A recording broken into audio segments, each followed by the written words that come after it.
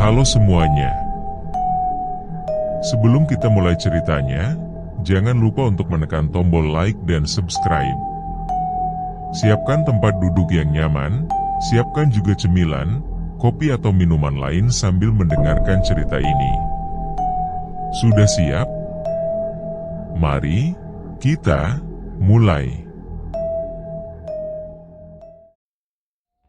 Perkenalkan, namaku Lisa.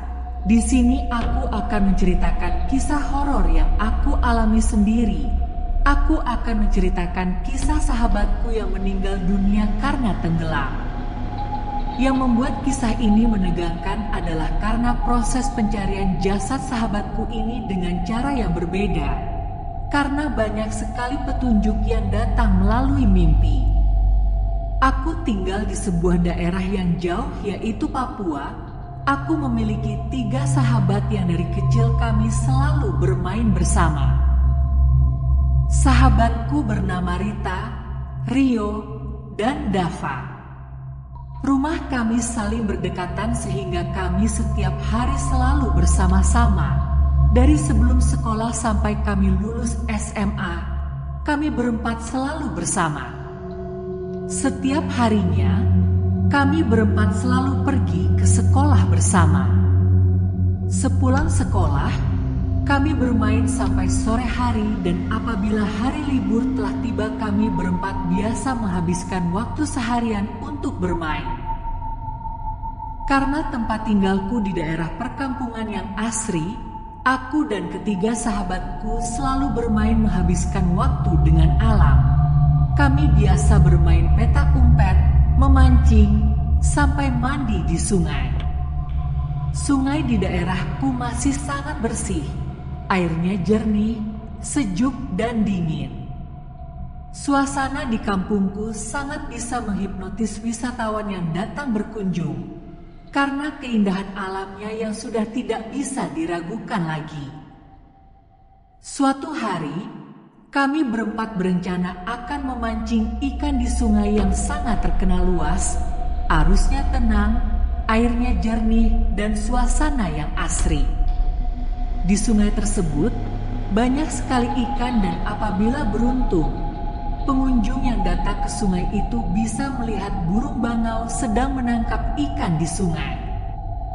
Ketika hari yang disepakati untuk memancing telah tiba-tiba Dava mengirim pesan melalui WhatsApp grup yang anggotanya kami berempat.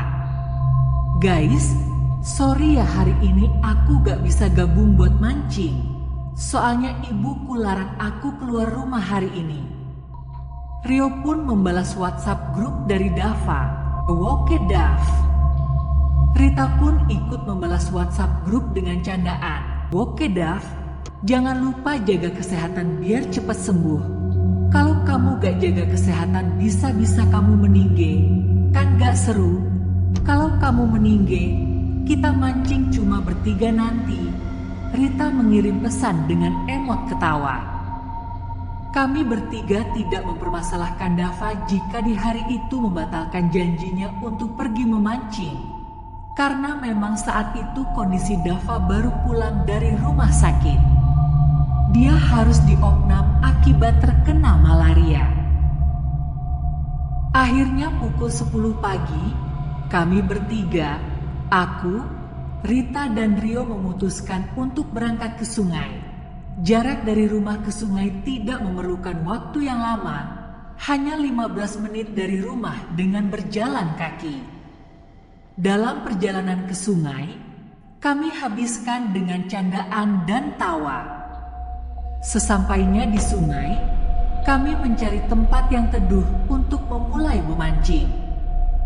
Hari ini agak berbeda dari hari biasanya. Biasanya, setelah kami melempar pancing ke sungai, tanpa harus menunggu lama, umpan yang kami lempar sudah berhasil menangkap ikan. Tapi hari ini sudah pukul 3:30 sore, belum ada 1 ekor ikan pun yang berhasil kami tangkap. Padahal di sungai ini banyak sekali ikannya. Sampai akhirnya Rita menyerah karena kelelahan. Guys, aku istirahat dulu ya. Lapar banget nih. Aku Aku mau makan dulu, kata Rita sambil bangkit dari tempat duduknya menuju tenda yang kami buat seadanya untuk menaruh bekal yang kami bawa dari rumah. Aku pun menjawab Rita, "Ayo, aku juga sudah lapar sekali." "Ayo Rio, kamu juga sekalian makan. Nanti kita lanjut lagi mancingnya," timpal Rita mengajak Rio untuk beristirahat. Namun Rio lebih memilih melanjutkan memancing.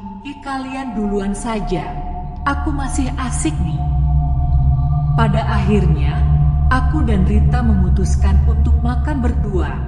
Ketika kami sedang asik makan bekal yang kami bawa dari rumah sambil bercanda, tiba-tiba aku merasakan ada tangan yang mengelus-elus kepalaku. Sontak aku pun kaget dan menoleh ke belakang dan aku pun terkejut karena yang mengelus kepalaku adalah Dava. "Dava, sialan, kau bikin kaget saja," kataku. Dava tertawa melihat aku kaget. "Wih, enak bener lagi makan di pinggir sungai. Pasti sudah banyak dapat ikan nih." "Ikan dari Hong Kong? Lihat tuh ember masih kosong, dari tadi kita mancing belum ada dapat apa-apa," jawabku masih kesal karena terkejut Dava datang tiba-tiba mengelus kepalaku. Rita pun bertanya kepada Dava, "Loh Dava, katanya tadi gak dikasih izin sama ibumu?" "Iya nih, aku bosan di rumah sendiri. Tadi ibu pergi ke kebun, jadinya aku susul deh kalian ke sini," jawab Dava. Dava memang hanya tinggal berdua saja dengan ibunya. Dava anak tunggal dan ayahnya sudah meninggal dunia sejak Dava duduk di kelas 6 SD. Rio yang melihat Dava datang akhirnya memutuskan untuk bergabung bersama kami. Karena kebetulan Rio juga sudah lama memancing cukup lama, tapi belum ada satu ekor pun yang berhasil ditangkap. Capek juga aku memancing. Tumben sekali sudah berjam-jam lepas umpan, belum ada satu ekor pun yang didapat, kata Rio sambil kesal. "Ayo, kamu makan aja dulu Rio, biar ada tenaga lagi buat mancing," timpal Rita. "Iya, nih aku juga mau makan. Habis makan kita main yang lain yuk. Kita buat rakit dari batang pohon pisang," ajak Rio kepada kami. Setelah selesai makan dan beristirahat sebentar, kami berempat pun langsung menebang pohon pisang untuk diambil batangnya membuat rakit. Setelah rakit selesai dibuat, kami langsung bermain bersama. Rakit yang sudah kami buat segera dibawa ke sungai. Kami bermain lompat-lompatan dari rakit. Aku dan Rio bertugas memegang rakit agar tidak goyang. Kemudian Rita dan Dava di atas rakit siap bergiliran untuk melompat. Setelah Rita dan Dava melompat, giliran aku dan Rio yang melompat, sedangkan Dava dan Rita memegang rakit. 1, 2, 3. Rita berhitung dan kemudian melompat ke sungai sambil tertawa. Dan sekarang giliran Dava yang melompat. Dava pun berhitung sama seperti Rita. Setelah hitungan ketiga, Dava melompat ke sungai. Tapi kemudian dia tidak muncul ke permukaan air. "Dava, ayo cepat naik. Aku dan Lisa juga ingin melompat. Sekarang giliran kami," kata Rio memanggil Dava. Aku pun juga menimpali, "Dava, ayo nanti keburu maghrib." Beberapa menit telah berlalu, yang awalnya kami bertiga biasa saja. Lama-lama rasa panik mulai muncul karena Dava tidak muncul juga dari dalam air. Dengan segera aku, Rio dan Rita menyelam mencari Dava.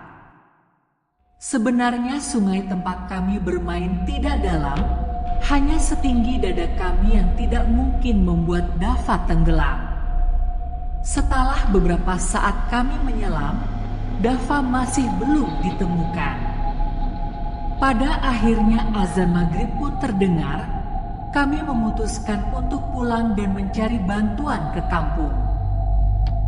Aku dan Rita menuju ke rumah Dava untuk memberitahu ibunya. Sedangkan Rio menuju rumah kepala desa untuk meminta bantuan mencari Dava di sungai. Sesampai kami di depan rumah Dava, di pintu pagar sudah ada Bu Asih, yaitu ibu Dava dengan wajah yang sangat cemas. Begitu Bu Asih melihat kedatangku dan Rita, beliau langsung berlari menghampiri kami. "Lisa, Rita, kalian ada melihat Dava, nak? Dava tidak ada di rumah, padahal dia belum sembuh betul." Pertanyaan Ibu Asih tidak bisa kujawab. Melihat kepanikannya, aku langsung menangis tidak bisa menceritakan apa yang terjadi. Melihat aku dan Rita menangis, Bu Asih menangkap firasat buruk tentang anaknya. Beliau ikut menangis dan badannya pun mulai melemas dan akhirnya jatuh pingsan. Aku dan Rita panik melihat Ibu Asih pingsan. Kami berteriak minta tolong agar ada tetangga yang membantu kami. Kebetulan di saat itu Pak Sumar yang rumahnya berada di samping rumah Dava keluar mendengar teriakan aku dan Rita. "Astaga, ada apa, nak? Bu Asih kenapa?" kata Pak Sumar sambil mengangkat Bu Asih masuk ke dalam rumah. Setelah Bu Asih dibaringkan di sofa ruang tamu, kemudian Rita menceritakan semua yang terjadi di sungai sambil menangis. Setelah mendengarkan cerita dari Rita, Pak Sumar dan beberapa warga lainnya bergegas kembali ke sungai untuk mencari Dava. Tidak lupa aku dan Rita pun ikut kembali ke sungai, sedangkan Bu Asih ditemani oleh istri dan anak gadis Pak Sumar. Sesampainya kami di sungai, di sana sudah ada Rio, bapak kepala desa dan warga yang lain untuk ikut membantu pencarian Dava. Di sungai, ramai sekali warga datang untuk mencari Dava. Jam sudah menunjukkan pukul 9 malam. Aku, Rita, Rio dan semua warga masih mencari Dava di sungai. Pada akhirnya, Bapak Kepala Desa meminta aku, Rita dan Rio untuk pulang. Karena kondisinya kami bertiga masih dalam keadaan basah kuyup. Kami pun pulang diantar dengan beberapa warga, dan pencarian Dava tetap terus dilanjutkan. Sesampainya aku di rumah, di depan teras rumahku sudah terlihat ayah dan ibuku mondar-mandir khawatir karena sudah malam aku belum pulang.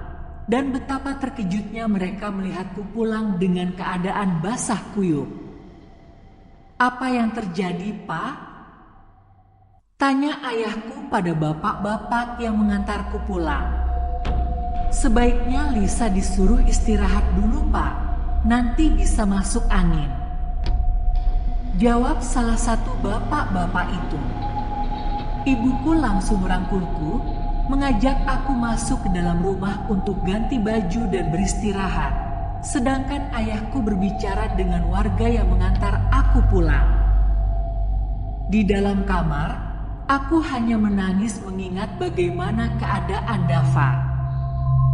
Tiba-tiba pintu kamarku diketuk.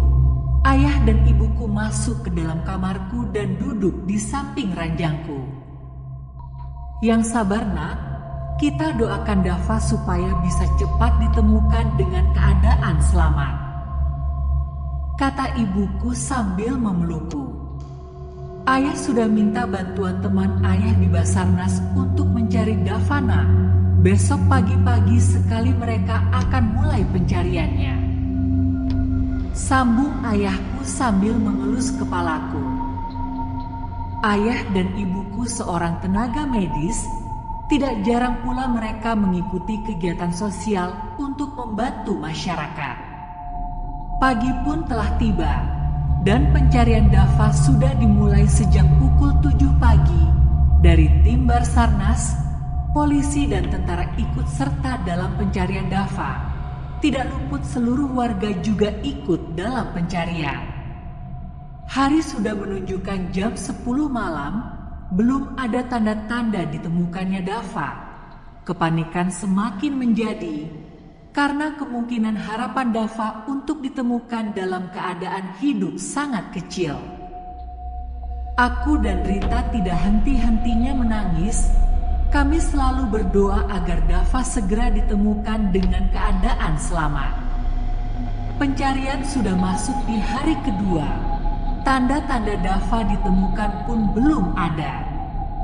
Ibuku melarangku ke sungai untuk mencari Dava, karena memang keadaanku yang sudah mulai kurang sehat karena kelelahan. Pada saat di kamar, aku sedang terlelap tidur karena habis minum obat, dan aku pun bermimpi. Di dalam mimpi, aku mendengar suara ketukan pintu sebanyak 5 kali. Tok, tok, tok, tok, tok. Kemudian hening beberapa saat, dan terdengar lagi ketukan pintu yang sama sebanyak 5 kali.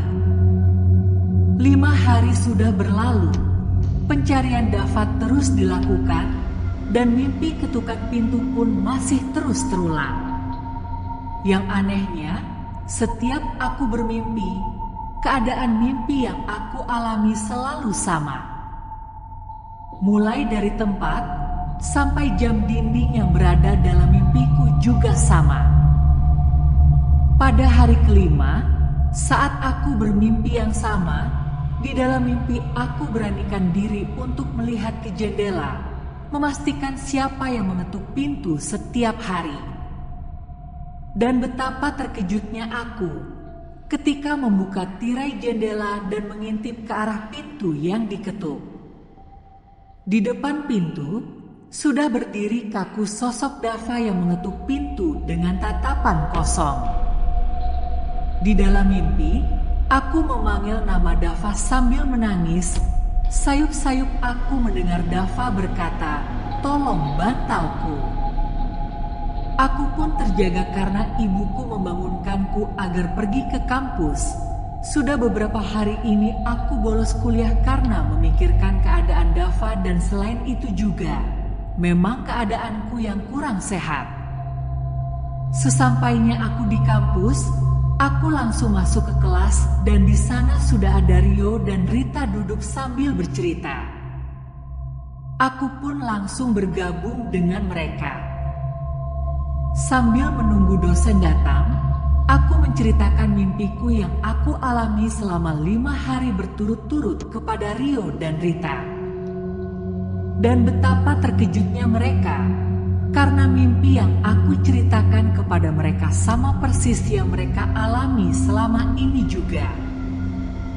Rita dan Rio mengalami mimpi yang sama persis denganku selama 5 hari ini. Dan sama sepertiku juga, pada mimpi yang kelima mereka berdua memberanikan diri untuk melihat siapa yang mengetuk pintu sebanyak 5 kali itu. Betapa terkejutnya mereka, sosok yang mengetuk pintu adalah Dava dan apa yang diucapkan pun sama. "Tolong bantalku." Kami pun sepakat, setelah selesai mata kuliah terakhir, kami akan ke rumah Dava untuk menceritakan mimpi kami kepada Bu Asih. Sesampainya kami di rumah Bu Asih, kami langsung dipeluk oleh Ibu Asih karena memang kami berempat sudah seperti saudara sendiri. Di dalam pelukan Bu Asih, aku, Rio dan Rita menangis sejadi-jadinya sampai suara tangisan kami terdengar oleh tetangga sekitar. Tetangga yang mendengar suara tangisan kami datang untuk menenangkan kami. Setelah keadaan sudah mulai kondusif, kami bertiga menceritakan mimpi yang kami alami kepada Bu Asih. Setelah mendengarkan cerita kami, Bu Asih berlari menuju kamar Dava untuk mengambil bantal kesayangan Dava. Bu Asih meminta kami pergi ke sungai untuk membantu pencarian Dava, sedangkan beliau ditemani Pak Sumar pergi membawa bantal Dava ke rumah Mbah Sinin.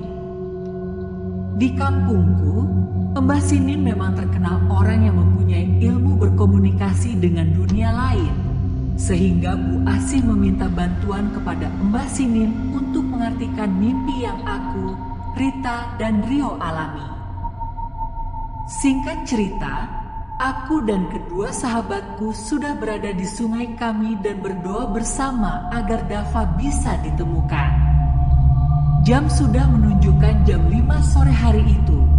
Ketika aku dan Rita ingin kembali pulang, tiba-tiba Bu Asih datang sambil membawa bantal milik Dava.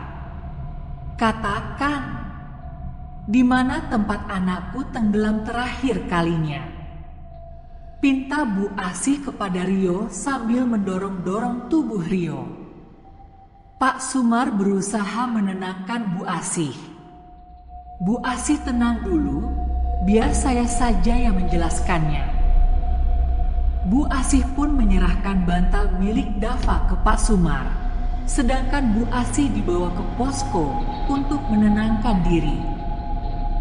Begini nak, tadi Mbah Sinin meminta bantal Dava diletakkan di tempat terakhir Dava tenggelam.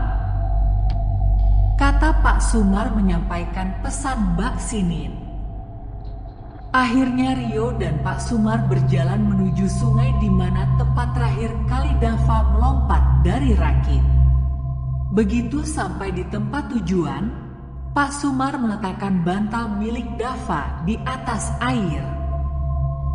Betapa terkejutnya warga yang melihat begitu bantal diletakkan di atas air. Bantal tersebut langsung tenggelam seperti tersedot ke dalam air. Setelah bantal itu tenggelam, muncul gelembung-gelembung dari dalam air. Rio, Pak Sumar dan beberapa warga yang ada di dalam sungai mulai menyingkir karena gelembung yang keluar dari dalam sungai semakin banyak, dan tiba-tiba jasad Dava perlahan-lahan muncul ke permukaan sungai. Kami dan para warga yang menyaksikan hal tersebut, jasad Dava muncul dengan keadaan utuh dan tidak berbau padahal sudah berada 5 hari di dalam air sungai. Jasad Dava dievakuasi dan dibawa ke rumah duka untuk disemayamkan. Akhirnya Dava bisa disemayamkan dengan layak dan beristirahat dengan tenang. Beberapa hari kemudian, aku mendengar sesuatu yang sangat mengagetkan dan hal yang tidak pernah terbayangkan sebelumnya. Ketika ibuku sedang bercerita dengan tetangga di sebelah rumahku. Ini tentang orang tua Dava. Ternyata, Bu Asih melarang Dava untuk keluar rumah dan bermain sejak Dava pulang dari rumah sakit. Ada maksud dan tujuannya. Dahulu, ceritanya Bu Asih dan suaminya sangat menginginkan untuk memiliki anak dan sudah berbagai usaha dicoba. Tentu saja melalui cara medis yang mereka tahu. Akan tetapi, setelah bertahun-tahun, hal itu terasa sangat sulit dan melelahkan. Sampai-sampai membuat Bu Asih dan suaminya cukup frustasi. Untuk itu, mereka akhirnya memilih jalan pintas menggunakan jasa dukun agar memiliki anak. Dukun itulah Mbah Sinin. Dan tentu saja, cara ini pasti memiliki timbal balik. Ada harga yang harus dibayar suatu saat nanti. Ya, mereka membuat perjanjian dengan dukun itu. Saat Dava berusia 18 tahun, Dava akan diminta kembali. Dan ketika peristiwa itu terjadi, Dava berusia sekitar 18 tahun. Terima kasih sudah mendengarkan cerita ini. Sampai berjumpa kembali di cerita-cerita horor berikutnya dan semoga sehat selalu.